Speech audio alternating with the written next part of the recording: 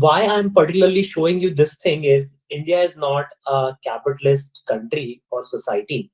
It's a regulated society or a country wherein the government policy can either lift or completely shut down a sector.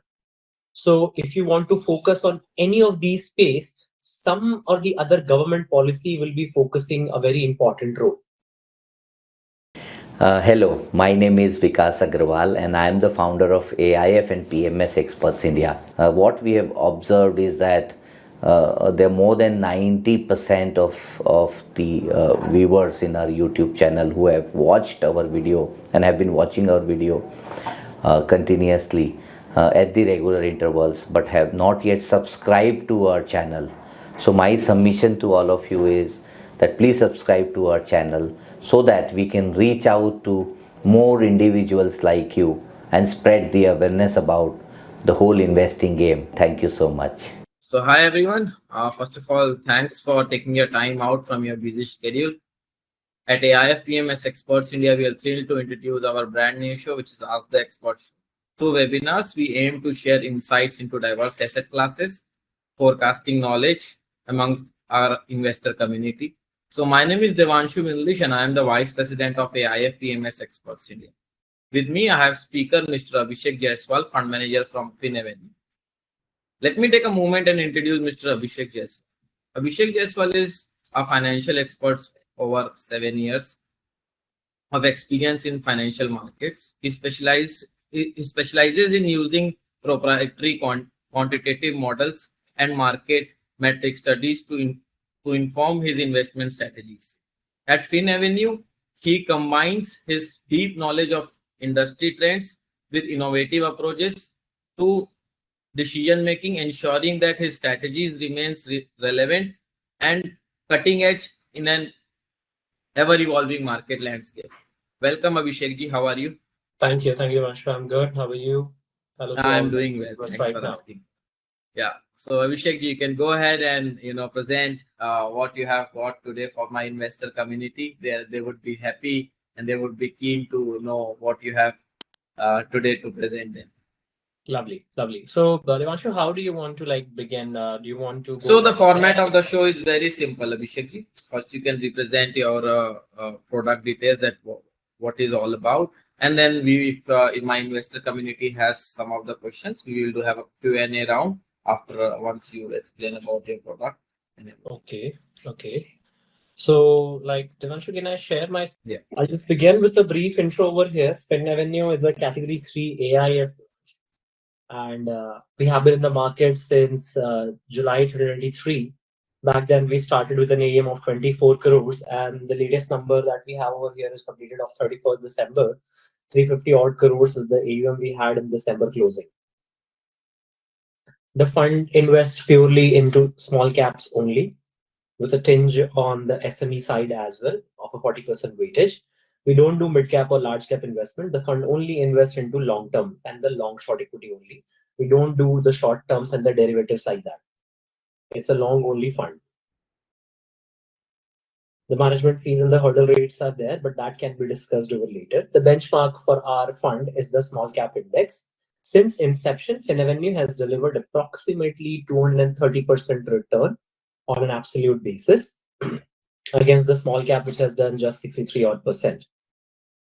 Against the inception, if you take an year-on-year period, Finavenue has done 135% return in November to November period. And in the same time frame, the small cap is in the range of below 50 only. Devanshu, is my audio clear? I hope there is no. Yeah, perfectly fine. It's perfectly fine, right? Yeah. Okay. You can continue to scroll down, Devanshu. You can stop me at any moment of time where you feel Abhishek, more discussion can be made at this point. Sure. The top management comprises of 3 people: myself, Aditya Parak, and Madhusudan Shardaji. Aditya Parak is the business development head of the company, and Madhusudan Shar is head of equities. He has a 22-year experience into the equity market. So he's like a beacon to the Finavenue fund. As to which sectors has to be focused on, looked upon, this is where Madhusudan actions comes in.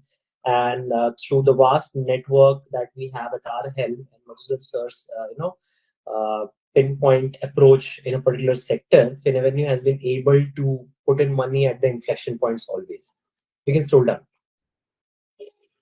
Finavenue team comprises of 9-member analyst team who sits in our Mumbai office. Each analyst focuses on a particular sector. That's how, time and again we put money at an inflection point, because I believe that it is very important that you have to put money in sectors when their right time has come. The strategy is not like you buy and hold forever and you buy deep value assets and then you wait for it to realize. I mean, God only knows, sometimes when the promoter doesn't know, as to when the value of a particular asset will, flourish out. So it is to buy at a right time. That's the approach we follow at Finavenue. We can scroll down further. At the funnel, if you can see on the right side, the traditional approaches of top line and bottom line growth always happens into business. Either you can do some screener running or things like that, and then do some research, risk reward, and finally invest. But what you see on the left side, the Finavenue way, is these are the triggers that we particularly look for in our business. If either of these triggers are getting played in any of our investments, then it's a solid bet. Otherwise, it's like a normal bet to me only. I mean, margin expansion or industry cycle in favor or deleverage is something that will turn the EPS much faster than a traditional bottom line growth in the EPS. You can say that a capex story will take 2 years to play actually. I mean, a management particularly has to establish a unit, then only the revenues will get reflected in the times to come. In 2 years' time, a lot of ifs and buts can happen, and maybe whatever projections you had can be tossed out of window. But when you say that an operating leverage has to kick in, then the company already has an overcapacity which was not utilized, and now with the virtue of industry cycle in favor, that all the capacity, the underutilized capacity, can come live. So essentially, in a 6 months period, the earning can simply skyjacket over there. That's why Finavenue will any day prefer operating leverage over the capex cycle. At the same time, a company's product mix if changing is a lot of beneficiary to me. I mean, if from the same unit you are able to make a higher margin product, then your traditional method of just a 20% increment in the top line and so in the bottom line will be out of window. And by the virtue of introducing new product, your top line and bottom line picture will totally change. So Finavenue takes a lot of pride and research into these kind of areas, and that's where most of bets have happened over time. You can scroll down further. Over the life cycle, Finavenue believes into these primary sectors. Manufacturing, roads, renewable, railways, logistics, warehousing, defense. Essentially, on the right side, you can see the parameters and the key policies that have formed over the years by the government of India. Why I'm particularly showing you this thing is India is not a capitalist country or society. It's a regulated society or a country wherein the government policy can either lift or completely shut down a sector. So if you want to focus on any of these space, some or the other government policy will be focusing a very important role. So let's say 20 years ago, no one was talking about renewables. But then Paris Climate Summit happened, Kyoto Protocol happened before Paris Climate Summit, and then so and so different international commitments were made. Eventually, the supply chain got much better, and now we have a renewable revolution in the country right now, wherein the green energy push is at its best. So all the companies who are into the green energy has got a valuation re-rating.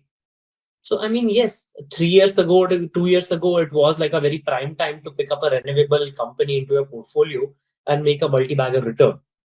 I mean, the time when Inox Wind promoter decided to do a debt-free, loan into the company or interest-free loan into the company, and at the same time, Government of India decided to shut off the reverse auction policy.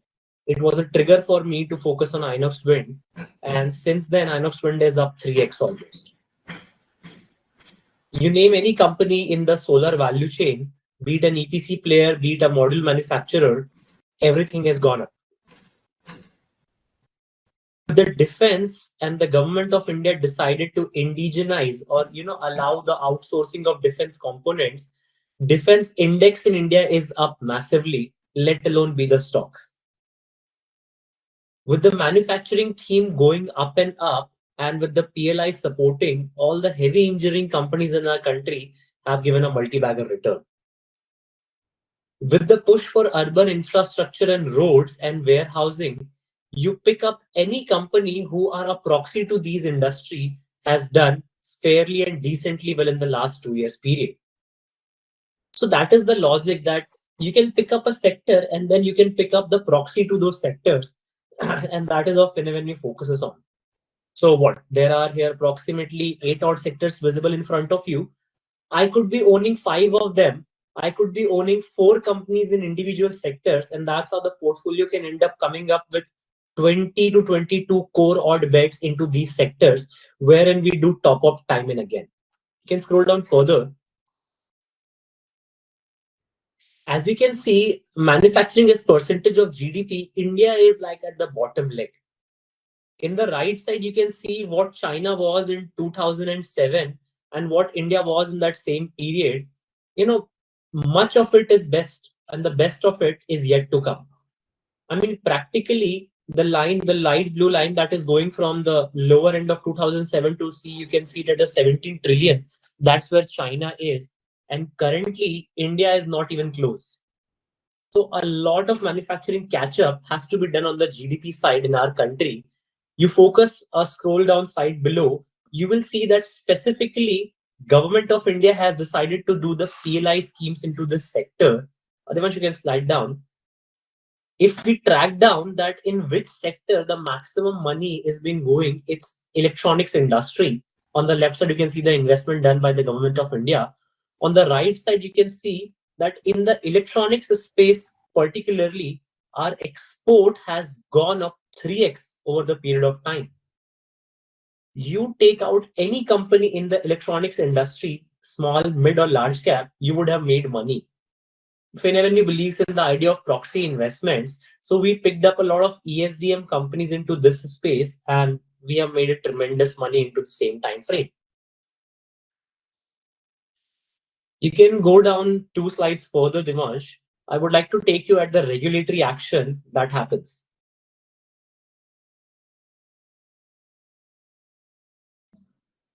Slide further low. One more slide down, please. Now, what happens whenever any company gets listed on the stock exchange? Over time, whatever decisions they are taking, they have to declare it on exchange. So if you can zoom in on the left side on the order wins flow, in the September 23 to August 24 period, there were approximately 1800 order wins filing that was done on exchange. Finavenue has industry-wide categorization of these order wins. In the same time frame of 1000 wins or the 1000 fundraising or the 1000 capacity expansion have been filed on the exchange, Finavenue again has an industry-wide data set. What I'm trying to tell you over here is it is very important that you take a comprehensive or an eagle eye look at a particular industry. Then you open the value chain of that industry, and then you decide to put money into it. So any investment that we do is not out of random goodness that the company is doing simply on its top line and bottom line. There is a much larger story into action, and that is why time and again the story will help the stock to re-rate over the time.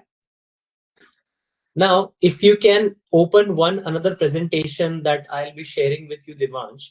So as I was telling, we have 4 comparable index over here, 50 mid cap and the small cap. And last is the BSE SME IPO. If you take the CAGR return of all the first 3 index, I mean, they are suboptimal.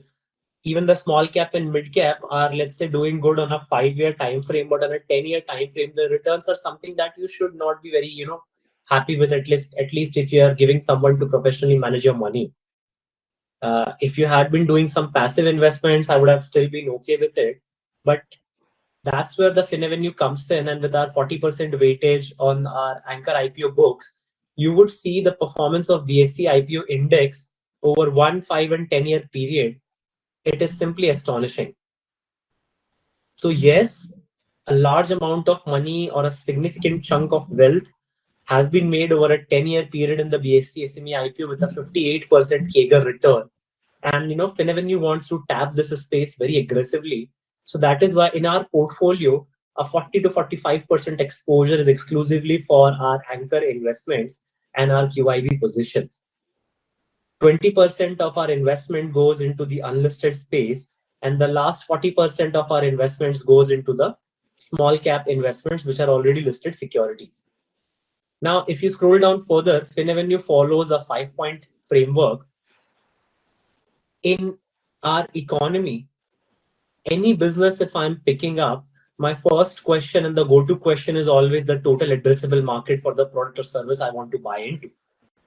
The next is the trend of government policy and the company's position in the value chain in the whole asset class there. Then you talk about the promoter integrity and the financial growth rates and the valuations of the business. Then we take a look at the quantitative side of the stock performance, and then you have to talk about the key risks in the industry. See, if we only talk about positives and positives of every business, and at the end of the day, something wrong is going on and we have not written it, it is very difficult to justify it then. But if your antitheses are well written somewhere and something is that of playing out in the open, I mean, it's right in front of you. You can take a call to exit anytime. If you scroll down further, we have an aggressive checklist on finding fraud in all of our business. So, I mean, on income statement checks, on balance sheet checks, you can scroll down further, on cash flow checks, and there are some auditor checks. On all of our business, these checks are applied to. And the management must answer all of the questions that are being taken care of these, issues. And then only the investment flows into the fund. You can scroll down further. If you go down further, in market, in the last 4 years, something is performing and something else is not performing. You can scroll down further, Devanshu. So if you take a look at the sectoral level thing, in 2020, maybe IT was running very well, but 2 years later, IT showed a drawdown of negative 25%. I mean, if in 2021, FMCG was in the bottom 12%, in 2022, FMCG came to the top 3. If in 2022, the real estate was in negative 11%, in 2023, the real estate come out to be an 82% winner in the year itself. So in any type of market, there is a bull market somewhere. You have to find that bull market and essentially put your money there. So Finavenue believes in this kind of approach wherein you can find that bullishness in any phase. You can scroll down further. Even if you get the industry right, still there's a chance that you might make a mistake. So maybe banks were doing good, but it was private banks who did well in 2017 to 19 cycle. There were top performers in the banks of Axis and Kotak, and the detractors were Yes and IDFC. In public, the 2022 to 23 cycle played out in favor of public banks, wherein private banks were in just 6% return, and public banks did 45% return. There also you have top performers and top diffractors. What I'm trying to tell you is that direct investment or active investment is not easy as it sounds. Maybe you can get the sector right, maybe you can get the industry right. Still somewhere you might get the wrong stock. So, it's a very healthy mix that you have to derive from everywhere, and then only the portfolio construction comes in. Going down, let's take a look at some of the sectors that we are fairly bullish on. And the framework that I just shared with you, we have bifurcated it. The first one is the infrastructure. I mean, if you can take a look, there are plenty of government scheme and the government spending in massive in this sector. That is why all the important players, you can take a look at L&T, you can take a look at HCC, or anyone has done well in the market. But at the same time, if you take a look at their proxy play, the likes of Interact, Vision Infra, or the Pennar, their bottom line and top line performance I have written over here at the chart pattern, you will see they have done astonishingly well. Now, Finavenue just doesn't focuses on the current proxy players. All the futuristic technologies that are being done in the infra sector, we keep a healthy track on that as well. And that is how our unlisted investments are focused on, wherein we want to involve this futuristic technology into our portfolio as well, because there the valuation re-rating is simply to the roof. You can scroll down further, Devansh. The next sector that we focus upon is the wastewater treatment or the zero liquid discharge. Abhishek, I think your camera is off. Can you please check? Sure. The next sector that we aggressively focus on is the wastewater treatment and the zero liquid discharge. See, Government of India decided to make it a compulsion that no industry whatsoever will be allowed to leeway or discharge untreated wastewater into the mainstream. All of a sudden, the important players of Thermax or Netsol or Ion got a massive traction because the order wins were too high. We even tracked those order wins and we decided to put the money in the proxy players like of Just Engineering or Enviro Infra or Concord Enviro. You can take a look at their bottom line, top line figure. It is massive again. So it's not like that these proxy players are doing good just by themselves. A lot of larger forces behind them for them to be able to do good over time. So essentially, the proxy companies doesn't have to work aggressively in this time frame if you can get the sectoral tailwinds right. Again, in the same space, futuristic technologies are there and you can put money into that. You can scroll down further and we can enter the world of data center. In data center, you can see Government of India policy, Data Protection Law 2022, and then RBI mandates to the NBFCs and the banking financial institutions and all the MNCs that they have to keep all the data in our country. You can see the likes of these SIFI or Adani Conex and the types of order wins they are throwing in the market for data center. Virtue of this, the proxy players like Blackbox or Apar that supply the cablings, or we hold some EPC players for the data center companies, there the top line and the bottom line figures are aggressively high. So essentially with this high rate in the top line and bottom line figures, even if I award 1 or 1.5x multiple to the companies, the same is getting reflected on the share price as well. That is why most of our portfolio companies have been a 2-bagger or 1.5 bagger or even 4-bagger, let alone be a decent 20 or 22% story. You can scroll down further. Recycling is my prime space and I'm a fan of it. I mean, maybe pro-environment or whatever you call it, but I think this was much needed. With Government of India strict EPR norms, recycling is like the breather to all the manufacturing industry. I mean, without recycling, no manufacturing industry is not allowed to function now. If you are operating a unit, be it in any industry, be it aluminium, tin, anything, you have to recycle a significant proportion of your production for your production to come live again next year. I mean, that's how you get the EPR credits, and that's how all the proxy players of Gravita or Namo or Sierra are doing aggressively well in the market. You can move down further. Power transmission is something that is the Hangu. I mean, speaking with some of the veterans of this industry, they told me that in the past 10 years, they have not seen a traction in the power transmission space like they're seeing in the last 2 years. You take a look at the Shilchar or Voltem or CG Power or TND, they have done aggressively well. But at the same time, you cannot put money into these players, already multi-bagger players, to make massive return. At the end of the day, we did some backward integration, put stake into Vilas and Danish, who makes the CRGO coil for that, or you make up the conductors through Yash High Voltage. And that's how you again get a multi-bagger return on your portfolio. If you scroll down further, we have a specific track record of defense indigenization with the Government of India. If you see, every time there's a dot marked over here, when the government had decided to localize a component, you can see the annualized return that you have got on the defense index. 64, 75, and the last one being the 96% that was applicable in October 23 cycle. The idea over here is, if you read the industry right, your stocks will eventually do well. At least your probability ratio goes very high. If you scroll down further, Finavenue is not just about taking a look at the bottom and the top line figure. On a monthly basis, bi-monthly basis, we have a specific drivers to understand every industry. You can scroll down further to take a look at banks, NBFCs, IT service, infra, materials, and that's how you get a very close knack even before the top line or bottom line gets reflected. Devanshu, I'm on next slide.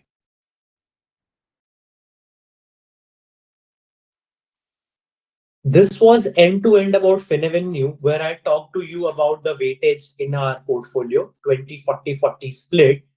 Finavenue has done 50 odd anchors in the inception period. At least 30 to 35% of our decisions has given return of more than 300%, and 70% of our investment anchor decisions has given a return of absolutely 100%. In our unlisted portfolio, we have a CAGR of more than 200%. And in our last listed portfolio, the CAGR has been the north of 22%.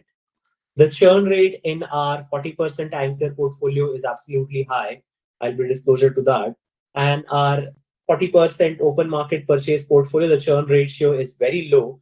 And the unlisted portfolio, there is absolutely no churn as such. There is a 15 months lock-in timeline to that, because whenever we enter into any unlisted investments, we have an SHA in place that in 15 months we'll convert it into listing criteria. Devanshu, I'm open the floor to the questions now. So before we move ahead, I have a question that what do you feel about market outlook? What current scenarios are going into the market? So what is your thought on market outlook? So what had happened was, see, market... I think you're not coming in the screen perfectly. Sorry. Is it better now? Yeah. Okay. So what happens, stock market, financial market is a very fast mover thing. Okay. It will be pessimistic ahead of time. It will be optimistic ahead of time. So whatever we saw in the last 1.6 year period was a lot of optimism fueled thing. Okay. And of course, with momentum begets momentum further in. If more money is coming in simply because something is going up, everyone wants to ride in and it goes up further. Something is going down, everyone wants to pull out their stake and it goes down further.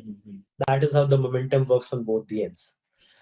So based on the valuation side, yes, we were very costly. 4 months ago, we were very costly. And I think in the month of September, I issued the newsletter as well that the markets are a lot heated up. And I took a contra call to take fund to the cash position. So Finavenue did carry 30 odd % cash into the fund. That is how in the last 3 months period, when the market is down by approximately 12 or 13 odd %, Finavenue's NAV was down in the 3 months period by just 1.1%. Oh, wow. Okay. That's our 3 months performance.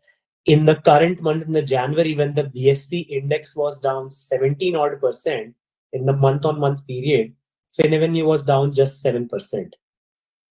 So it was not just that we had a significant upside against the market. When it was the turn for the downside, Finavenue was able to secure better positions for the portfolio and the investors as well. The valuations right now, we are getting a very close, comfortable spot. You see, in March 2023, the index on the Nifty 50, we had a P of 20, and that's when the bull run started. Finally, from the high P of 27 odd, the index P is now close to 21, and we should be able to have a healthy rise from current market scenarios now. So going by the contra to the market, I am fairly bullish on the Indian financial market now, because in the last 4 months, Finavenue did not do any open market transaction. That's how we secured most of our money. And now we are aggressively putting money into the market again. Okay. So the second question is from my investor community is that what do you think about the budgeting with the budget which is out into the market recently? So see, if you have to understand, in GDP, almost 43% growth in the GDP from consumption. If you break down the whole GDP, 43% is from consumption. The biggest leverage that the government decided to do this time was increase the slab to 12 lakhs. What is it essentially? To increase consumption. Yeah. The effect of this will play out in a year or two. Jitna consumption badhega, the government has already done their network through GST. Jitna consumption badhega, unka GST itte hota badhta jayega. Right. See, the government has realized that public से direct tax लेना बहुत difficult होते जा रहा है. But they also realize that the indirect tax is very lucrative. Yeah, and big too. And they are doing it. So in order to increase the indirect tax further, they only have to give more money, more direct money into the system. And the leverage effect of it will play out. Yeah. That is the one major advantage government has done right in the budget. I'm very happy because it is what simply 7 lakhs to 12 lakhs kar diya usko utha ke. Yeah. Okay.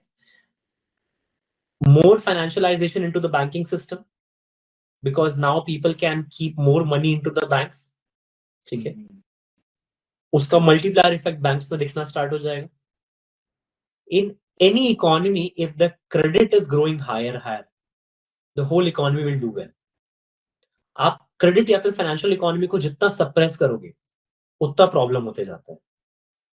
So this is the start of a good credit cycle and an expanded financial economy that I am seeing. It can take up 1 or 2 years time frame, but something good will definitely come out. A lot of good policy has come in the favor of the MSME space for the small units to grow up faster. Yes, on some of the electronics items or the solar items, the import duties have been raised higher and higher. Maybe things will get costlier for the ultra luxury items. But for the mass economy, things will still be very fair. So all in all, the budget was fairly good, I would say.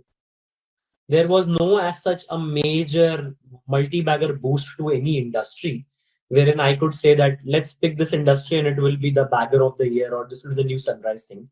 There is nothing like that.